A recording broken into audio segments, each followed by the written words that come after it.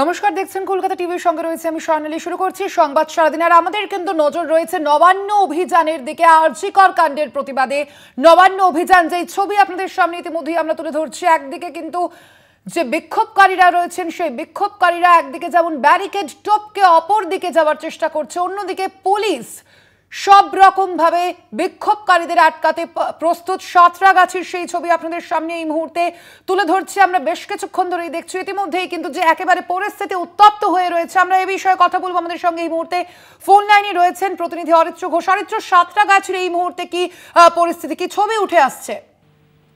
সাঁতরাগাছি দফায় দফায় উত্তপ্ত হওয়ার মুখে ইতিমধ্যেই বেশ কয়েকজন বিধায়ক তারা সেখানে উপস্থিত হয়েছেন এবং বিধায়কদের নেতৃত্বে সেখানে বিক্ষোভ চলছে, বিক্ষোভ অবস্থান চলছে।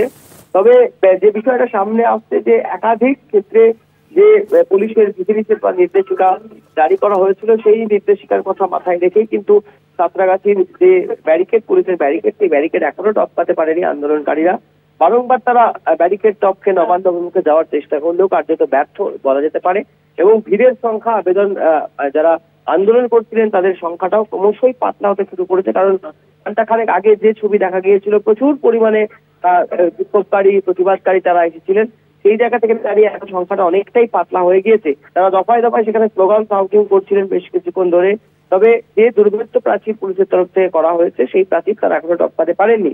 এবং খুব গুরুত্বপূর্ণভাবে পুলিশের তরফ থেকে বারবার যে বিষয়টা বলা হচ্ছে যে এই যে কলকাতা হাইকোর্টের ডিভিশন বেঞ্চের যে নির্দেশ, এই নির্দেশকে মাথায় রেখে শান্তিপূর্ণ প্রতিবাদ করতে বলা হচ্ছে বিক্ষোভকারীদেরকে।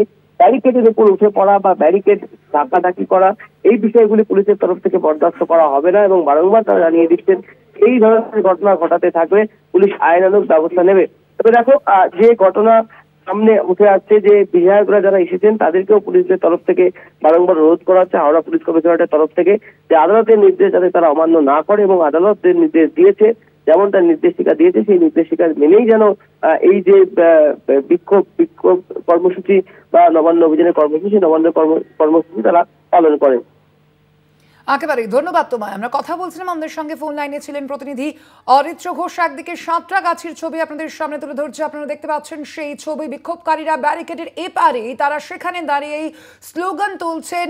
তাদের যে বিক্ষোভ সমাবেশ, যেইভাবে পুলিশের তরফ থেকে বারবার আমরা দেখছিলাম বলা হচ্ছিল যে নবান্নের দিকে নয়, বরং ব্যারিকেডের ওপারে এই বিক্ষোভ সমাবেশ তাদের দেখাতে, প্রতিবাদ জানাতে, এবং সেই মতোই কিন্তু আমরা সেই ছবি ইতিমধ্যেই তুলে ধরছি আপনাদের সামনে। সাঁতরাগাছির এই ছবি। অন্যদিকে জল কামান থেকে শুরু করে টিয়ার গ্যাসের শেল নিয়ে প্রস্তুত রয়েছে পুলিশও। পুলিশ বাহিনী একদিকে প্রস্তুত রয়েছে ব্যারিকেডের ওপারে, আর ব্যারিকেডের এপারে বিক্ষোভকারীরা তারা বিক্ষোভ দেখাচ্ছেন, তাদের মুখে স্লোগান উঠছে। এবং নবান্ন অভিযানে একেবারে রাজ্যের একাধিক জায়গায় এক রকমের ছবি আমরা কিন্তু ইতিমধ্যেই দেখতে পাচ্ছি। আরজি কর কাণ্ডের প্রতিবাদে এই নবান্ন অভিযান প্রথম থেকে একেবারে করা হয়েছিল। এই নবান্ন অভিযানের এই প্রস্তুতি নেওয়া হয়েছিল পুলিশের তরফ থেকে, এবং পুলিশের তরফ থেকে যেমনটা বারংবার বলা হয়েছিল যে শান্তিপূর্ণভাবে এই সমাবেশ করুক বিক্ষোভকারীরা। আজ এই নবান্ন অভিযানকে ঘিরে রাজ্যের একাধিক জায়গায় রীতিমতো ধুন্ধুমার পরিস্থিতি হয়ে উঠেছে। নবান্নের দিকে কোনোভাবেই যেন বিক্ষোভকারীরা না যেতে পারেন, সেই প্রস্তুতিও নেওয়া হয়েছে ইতিমধ্যেই পুলিশের তরফ থেকে। এবং প্রত্যেকটি ক্ষেত্রে বিক্ষোভকারীদের আমরা দেখতে পাচ্ছি আটকে দিচ্ছে পুলিশ। আরজি কর হাসপাতালে মহিলা চিকিৎসক পড়ুয়াকে ধর্ষণ খুনের ঘটনায় আজ নবান্ন অভিযানের ডাক দিয়েছিলেন নির্যাতিতার বাবা এবং মা। সেই মতোই আজ একাধিক জায়গা থেকেই নবান্ন অভিযানের মিছিল বেরোয়।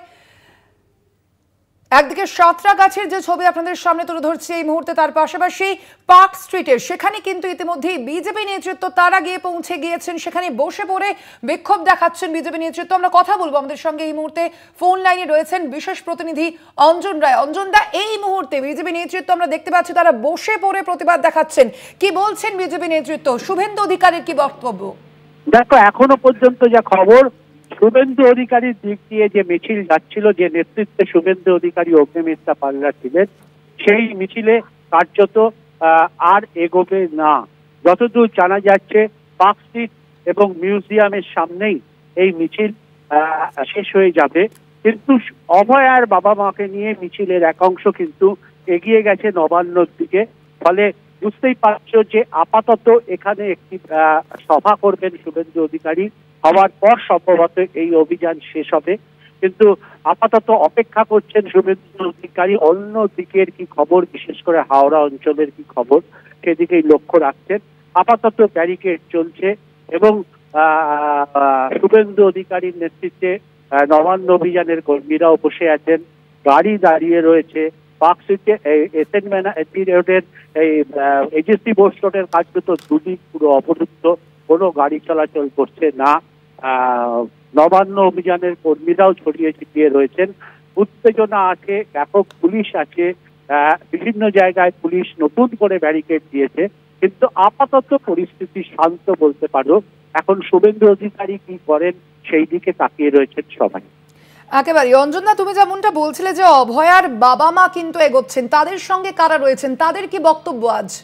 দেখো, অভয়ের বাবা মারা আলাদা করে বক্তব্য দিতে চাননি, বলেছেন পরে যা বলার বলবেন। তারা মিছিলের এক অংশ নিয়ে এগিয়ে গেছেন, পুলিশও খুব একটা বাধা যে তাদের দিয়েছে বলবো না, বরঞ্চ ব্যারিকেড থেকেই ব্যারিকেড খুলেই অভয়ের বাবা এগিয়ে গেছেন।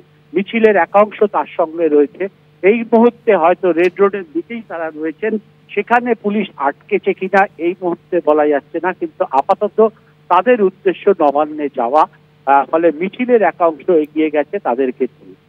একেবারে ধন্যবাদ তোমায়। আমরা কথা বলছিলাম, আমাদের সঙ্গে ফোন লাইনে ছিলেন বিশেষ প্রতিনিধি অঞ্জন রায়।